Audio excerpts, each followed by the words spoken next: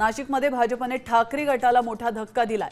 सुधाकर बडगुजर, बबनराव घोलप, नयना घोलप, अशोक मुर्तडक यांनी भाजपमध्ये प्रवेश केला। बावनकुळे, गिरीश महाजन आणि रवींद्र चव्हाणांच्या उपस्थितीत बडगुजर यांनी हा प्रवेश केलाय। प्रवेश करण्याआधी बडगुजरांनी मोठे शक्ती प्रदर्शन केल्याचं देखील पाहायला मिळालं।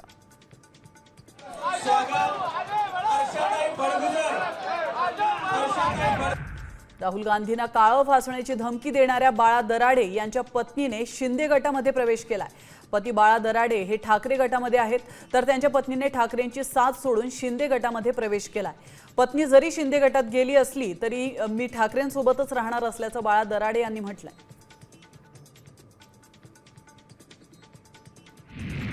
नाशिकच्या बागलाणमध्ये पाऊस झाल्यानंतर पेरणीच्या कामांना वेग आलाय। पश्चिम पट्ट्यातील आदिवासी भागामध्ये पारंपरिक पद्धतीने पेरणी केली जाते। यावेळी बैलजोडी आणि ट्रॅक्टरद्वारे शेतीची मशागत केली जाते।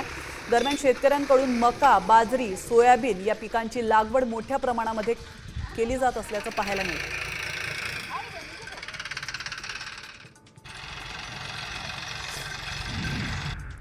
रानडुकरांचा बंदोबस्त करा असं म्हणत नाशिकमधल्या राजापूरचे शेतकऱ्यांनी रस्ता रोको केला। पिकांची नासाडी करणाऱ्या रानडुकरांचा बंदोबस्त करण्याची मागणी करण्यासाठी हे आंदोलन केलं गेलंय।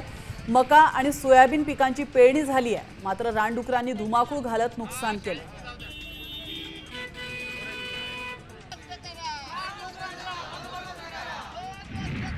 शहापूरच्या जुन्या कसारा घाटात कारला अचानक आग लागली आहे।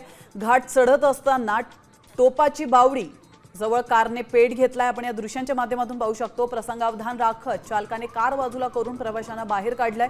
घटनास्थळी टोल नाक्याच्या अग्निशमन दलाची गाडी बोलावून आग विझवण्यात आली आहे, मात्र संपूर्ण कार जळून खाक झाली।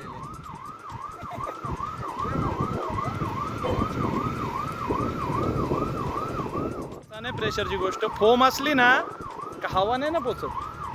त्याला पाईप काढतानाच बघितलं याला किती ट्रेनिंग दिलेली आहे।